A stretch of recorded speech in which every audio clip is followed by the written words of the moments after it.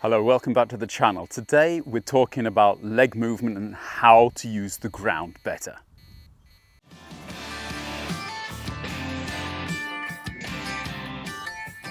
I know I've been banging on this for a couple of years now, but all the time I'm trying to teach my students to use their legs better in a golf swing.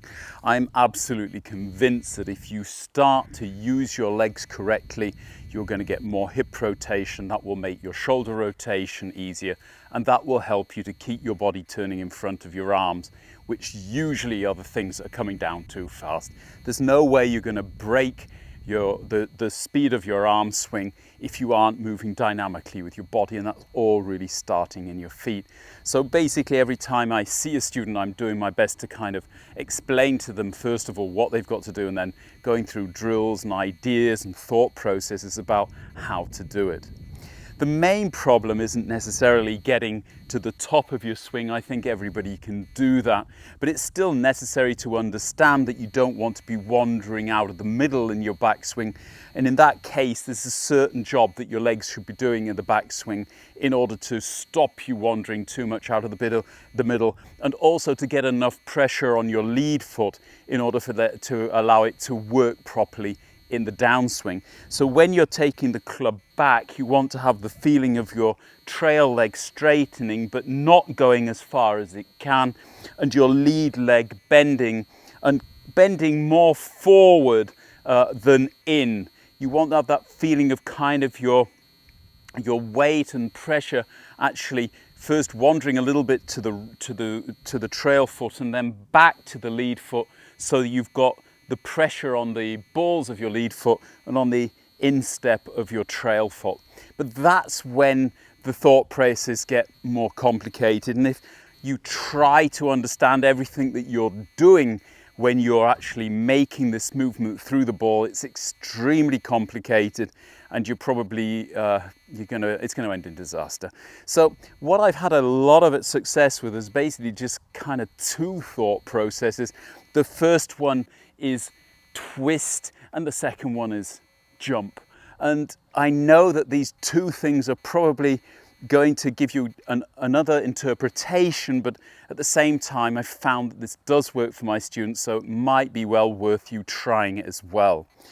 When you change direction, which should be happening before your arms reach the top of the swing, but after your shoulders have completely rotated away from the target, you've got to have the feeling of this trail leg bending again.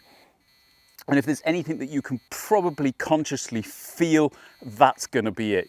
You will actually feel the tension in your right knee give if you're a right-hander, and allow the trail foot to come off the ground. This way it will move the pressure forward onto the ball of your big toe on your trail foot. And if you want to have the feeling of twisting, you're trying to twist your hips all the way to the target.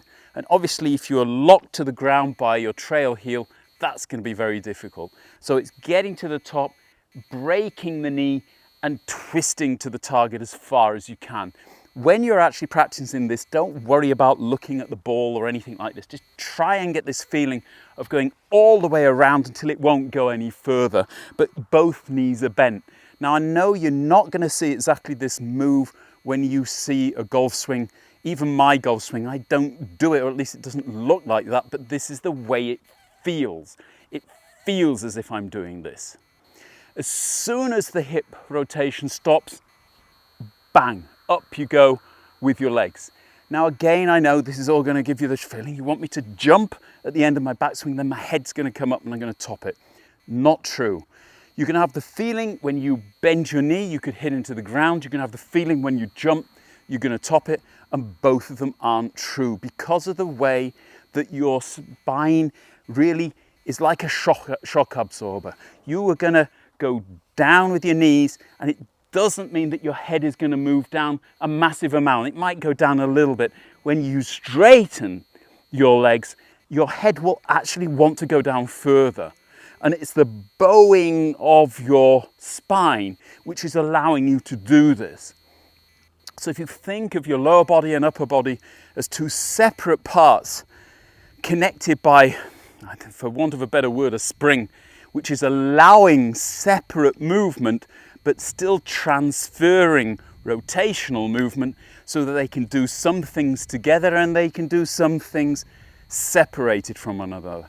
Because in an awful lot of cases, the reason that you're not bending your knees, twisting your hips and standing up with your legs is your fear of what effect that's going to have on the golf shot. But in truth, it's going to make it more powerful. In truth, it's going to help your lower body and your shoulders to lead the arms, hands and club through the ball. It's going to delay your release. It's going to increase the pressure you can apply to the ball, and it's going to increase and accelerate the club head. But it's got to be dynamic. You can't muck around with this. As you get to the top, you're going down, twisting, straightening, down, twisting, straightening. It's got to be a dynamic movement, and it's got to be so well trained that it happens by itself. Now I'm going to now make a shot, and you can tell me if you saw anything from that drill in it. Probably not.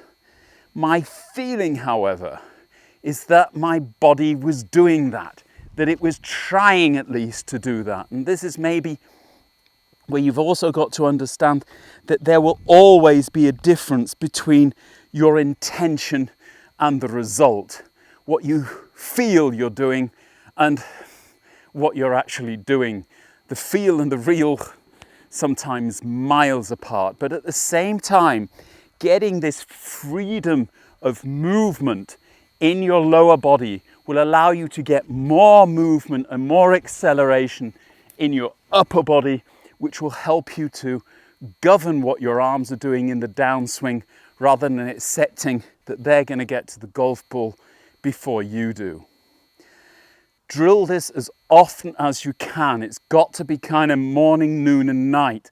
Whenever you get the opportunity to get this kind of bend, twist and up. Don't go down, then twist and then go up. You want to get the bend and twist into one action and then up.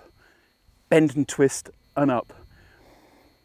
Around about 1800 repetitions over the next 6 to 8 weeks, and you will actually have built synapses in your head which will actually allow your lower body to do that. And then you've just got to hit enough golf balls until your unconscious mind says, oh well, let them do it then. I know you didn't see it, but believe me, it's in there. If you liked it as ever, smash that like button. If you haven't subscribed to the channel yet, why not? And thank you to all of my patrons. If you'd like to become a patron and support the site, I shall leave you a link below. We'll be back very soon with the next one. Bye-bye.